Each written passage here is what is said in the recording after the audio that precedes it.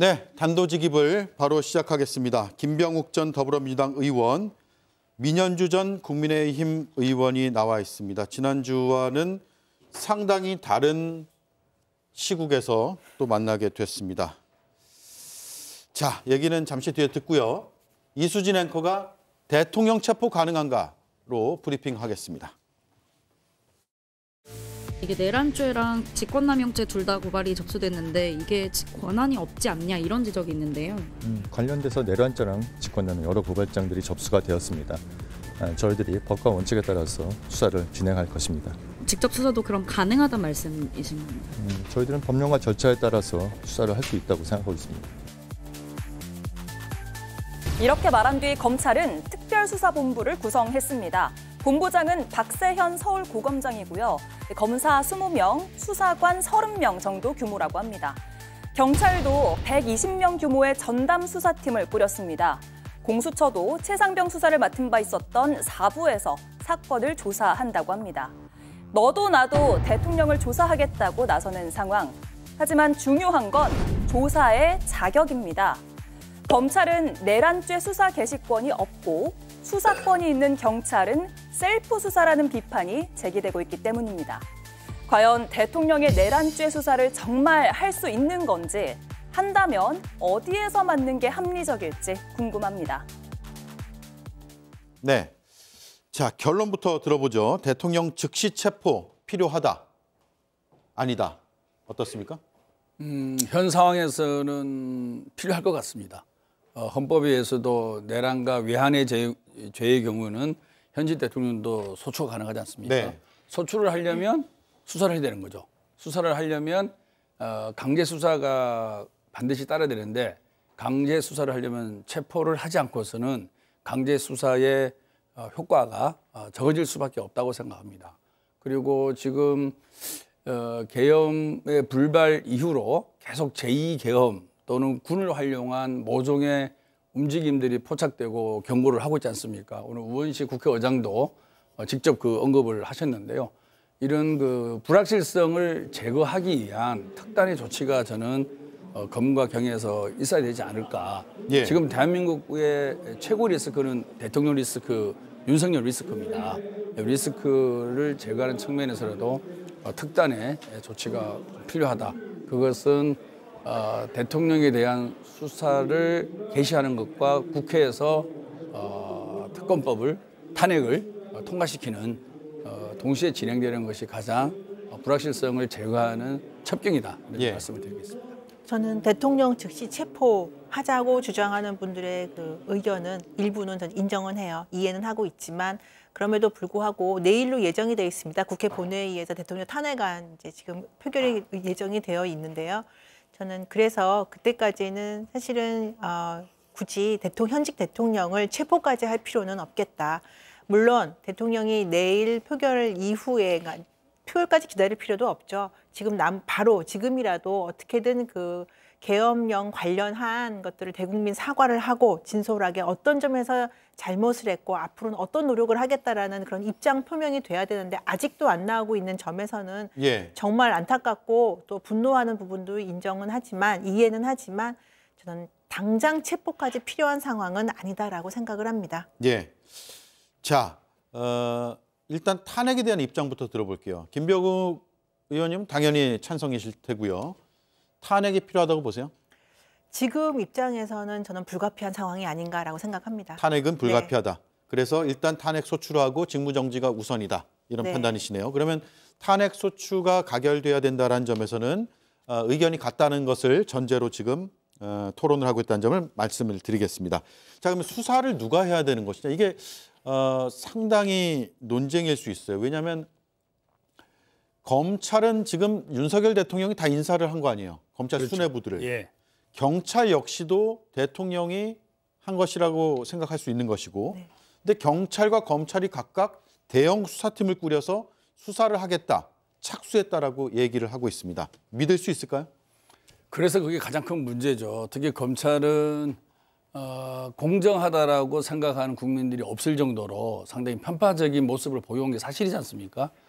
그리고 경찰도 대통령의 후배인 이상민 장관이 행안부 장관으로 계시고 이게 공정한 잣대로 수사할 거라는 기대감이 적은 게 분명합니다. 그래서 저희들은 특검법을 오늘 아마 법사위에서 통과된 걸로 알고 있습니다. 그래서 아마 내일 탄핵과 더불어서 이 특검법을 통과시킬 거라고 생각하는데요. 가장 지금 그나마 객관적이면서 국민의 기대에 부응할 수 있는 수사의 주체는 특검을 통한 과학적이고 확실한 그리고 신속한 수사가 가장 바람직하고 논란을 잠재울 수 있는 그 네. 결과에 대해서 국민들도 승복할 수 있는 수사의 주체는 특검이지 않을까라고 생각하고 있습니다. 검찰, 경찰은 믿을 수가 없다. 특검이 해야 된다. 독립적이고 주체적으로 해야 된다. 말씀이네요.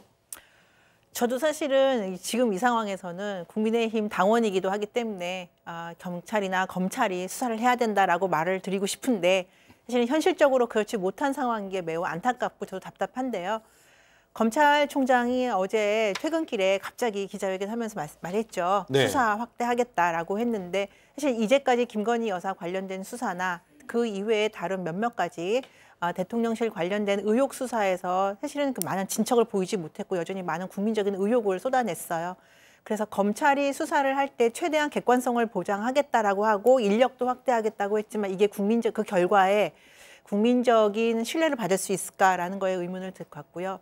경찰 같은 경우는 저는 배제돼야 된다고 생각을 합니다. 왜냐하면 이상민 행안부 장관이 이 계엄 사태 관련해서 사실은 본인이 동의했다고는 하지는 않고 있지만 사실은 방조한 거나 내지는 묵인을 한 거거든요. 네. 그래서 이 상황에서 경찰의 수장이라고 하는 최고 지휘부라고 하는 행안부 장관이 이상민 장관인데 어떻게 경찰이 여기 조사에 관련이 되겠습니까? 저는 경찰은 원천 배제돼야 된다라고 생각을 하고 그렇다면 검찰을 과연 믿을 수 있겠느냐와 특검을 가느냐의 문제인데 지금 민주당이 상설특검으로 또 추진하려고 하는데 저는 상설특검으로 가는 것은 피할 수 없는 길이 아닌가 생각이 됩니다. 예. 제가 한 말씀만 더 드리면요. 네. 상설특검을 저희가 하는 것은 특검법을 통과시키면 또 거부권을 행사하지 않습니까?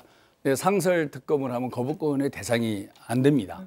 그런데 내란죄에 관련된 상설특검 요구안을 제출하면 대통령이 특검 추천위원회를 구성하라고 해야 됩니다. 근데 이것을 또 안 할 수가 있어요. 시간을 끌거나. 저는 이것 또한 법률 위반에 대한 탄핵의 대상이 될 수 있다. 네. 그래서 상설특검이 현재로서는 가장 유력한 내란죄를 수사할 수 있는 주체이고 방법이다. 네. 그런 말씀 드리겠습니다. 조금 전 검찰에서 발표한 내용이 자막으로 나갔는데 특수본을 꾸렸고 군 검찰을 파견받아서 합동 수사한다라고 했고요. 박세현 서울고검장을 본부장으로 하는 특수본을 꾸려서 지금 수사에 이제 막 착수해서 출국 금지까지 하나씩 하고 있는 상황입니다. 이 대목에서 제가 짚고 싶은 건 검찰은 지금 뭐 검찰 정권이라는 말이 나올 정도로 정권에 가깝다고 인식이 되기 때문에 공정성이 지금 담보가 안 되는 것은 사실인 것 같아요. 예. 군 검찰은 함께 투입된 군 검찰은 최상병 사건 관련해서 박정훈 대령을 항명죄로 기소해서 징역형을 구형한 상태입니다. 역시 그 항명죄가 성립되느냐 여부를 떠나서 굉장히 정치적인 수사를 했고 기소를 했다라고 비판받고 있는 주체예요. 검찰과 군 검찰이. 근데 그런 검찰과 군 검찰이 합동수사단을 꾸려서 특수단을 꾸려서 합동수사를 한다. 이 부분을 조금 더 짚어보고 싶은데 네. 납득할 수 있을 것 같아요. 사실 지금은 국민들이. 이제 검찰의 수사 범위에 내란죄가 포함되느냐 논란이 많지 않습니까? 그래서 현재 검찰에서 수사하는 것은 내란죄와 직권남용 두 가지를 하고 있습니다. 그래서 보통 직권남용을 수사한 다음에 예. 관련된 죄로서 내란죄를 수사하지 않겠냐. 그런 예측이 가능한 거죠. 예. 그렇게 본다 그러면 검찰이 이 수사에 대해서 꼬리 자르기식 결론을 낼 수가 있다라는 예상도 많이 합니다. 다시 말해서 내란죄에 대한 본질적인 수사보다는 직권남용죄를 수사하면서 시간을 끌거나 또는 다른 이유를 대면서 내란죄에 대해서는 용두사미 격인 어떤 결론을 내기 위해서 검찰이 서두르는 것이 아닌가 네. 그런 이제 오해를 받고 있고 그것은 검찰의 과거 행적에 대한 자초라고 볼 수도 있는 거죠.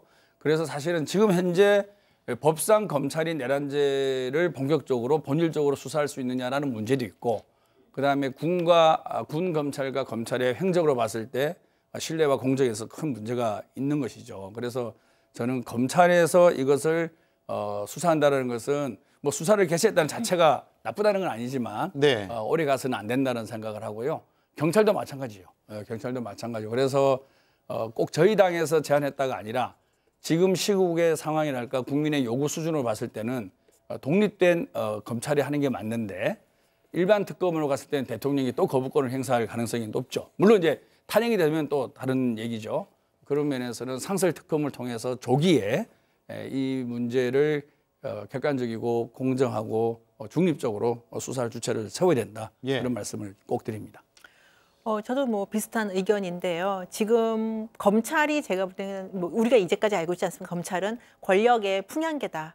사실은 권력이 이동하는 거에 따라서 검찰은 그 어느 때보다도 빠르게 행보를 보인다라는 저희가 사실 우스갯소리 비아냥거리는 이야기들도 평가들도 많이 하는데 그래서 검찰이 어떻게든 공정하고 객관적인 수사를 하기 위한 노력을 보이기 위해서 여러 가지 장치들을 지금 하는 것 같아요. 그런데 설령 지금부터 굉장히 공정하게 수사를 하고 조사를 한다고 하더라도 이제까지의 검찰에 대한 국민적인 판단과 평가가 그 결과에 대해서 신뢰를 할 것이냐 이 문제가 있습니다. 네. 그래서 더 이상 논란을 가지 말고 그래서 이것들에 대해서는 공정하게 국민들의 신뢰를 받을 수 있는 최선의 선택으로 나아가는 것이 낫다. 그게 만일에 상설 특검이라고 한다면 저는 그 길로 나아가는 것이 낫다고 네. 생각을 합니다. 자, 저 사진 한번 보시죠. 조금 전에 저희도 보도를 계속했는데 저런 사진들 기록들은 정부가 지금 다 갖고 있어요. 성관이, 행안위에서 공개된 성관이 사진인데 이런 사진들을 정부가 관리하는 CCTV라든가 자료들로 갖고 있기 때문에 증거들이 빨리 수집이 돼야 되고 빨리 확보가 돼야 됩니다. 이건 이제 CCTV가 바로 공개가 됐네요. 시간까지 찍혔습니다. 하는 행위들을 보죠. 와서 무엇을 하느냐. 일단 사진을 찍고요. 어디를 짚고 있어요. 이런 행위들을 하면서 서버를 계엄군들이 막 저렇게 돌아다니면서 촬영하고 있습니다. 근데 제가 말씀드리고 싶은 건 초동 수사가 중요하잖아요. 어떤 수사든 증거가 훼손되거나 인멸되기 전에 이런 것들을 빨리 확보해야 되는데 특검이 빠르면 언제 출범할 수 있을 것 같습니까? 이게 시간이 걸리잖아요. 특검도. 좀 걸리죠. 그러니까 요구안을 제출하고 대통령이 제가 알기로는 5일 이내에 예. 이런 추천위원회를 구성하라 이런 요구를 해야 되는데 그게 이제 위반할 가능성이 있는 거고 제가 위반을 한다면 그거는 또한 탄핵의 대상이라 말씀을 드렸지 않습니까? 그러면은 이제 법원 행정처의 차장하고 대한변협 회장 등등 8명인가 아마 추천위원회가 있을 겁니다. 네. 그런 과정을 거치면 한 10일 내지 보름 정도는 걸리지 않을까 네. 그런 생각을 합니다. 대통령이 지금 어쨌든 현직 대통령이기 때문에 현직 대통령 신분으로 정부를 움직여서 저런 증거들을 인멸하거나 소멸시키거나 적극적으로 제출 안 할 가능성이 꽤 있기 때문에 드리는 질문인데 그렇다면 탄핵 소추가 주말에 된다고 치면 직무 정지가 되겠죠. 그러면 수사가 좀 더 용이해질 수 있을까요? 그렇죠. 아무래도 지휘권에서 일단 벗어나게 되겠네요. 예. 지금 행안부 장관이 사임을 표하지도 않은 상황이기 때문에 이 모든 지휘권을 행안부 장관이 가지고 있거든요.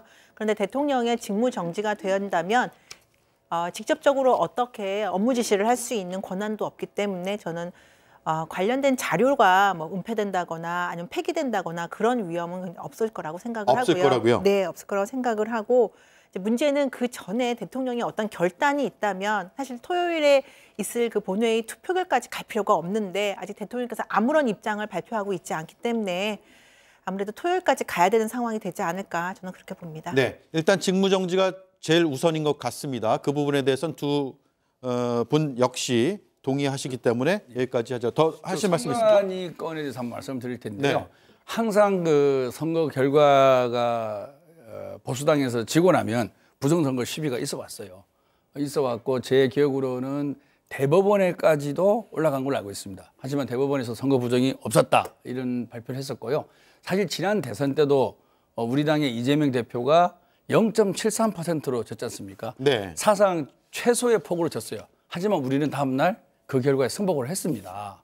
그런데 유독 국민의힘의 일부 당원들과 몇몇 세력들은 지금도 부정선거를 주장하고 있는 거 아니겠습니까? 근데 저도 뭐 선거를 많이 치러봤지만 투표와 개표 과정이 부정의 소지가 있을 가능성이 거의 없습니다. 수백 명이 들어가서 참가를 하고요. 또 이게 부정이 되려면 여러 단계에서 서로 공모가 이루어져야 됩니다. 예. 그런 가능성이 거의 없기 때문에 우리 당에서 0.73%로 졌지만 그 다음 날 바로 우리 당도 그런 주장을 한 사람이 없겠습니까? 하지만 이거는 과학적으로 누가 봐더라도 객관적이고 공정한 투표와 개표 과정이다. 그런 결론에 이르러서 저희는 0.73% 졌지만 그 다음 날 바로 승복을 한 거거든요. 근데 전국 250여 개의 국회의원 선거 결과에 대해서 아직도 윤 대통령은 못 믿겠다는 거 아닙니까? 네. 그러니까 의회 민주주의에 대한 근본적 불신이 있는 거죠. 그리고 당신이 하시는 일에 대해서 조금이라도 이의를 제기하면 반국가 세력인 것이고 자기를 도와주지 않는 그런 것들이 잠재되어 있다 보니까 오늘 선관위에서 입장을 발표했지 않습니까? 이거는 위헌과 위법한 계엄의 실현이다. 그래서 저는 저 부분은 상당히 심각하게 봐야 되고 정말로 내란죄를 구성하는 데 있어서 국회 침탈뿐만 아니라 선관위 침탈도 상당히 중요한 요소가 될 거고 작동을 하리라고 봅니다. 네. 자, 알겠습니다.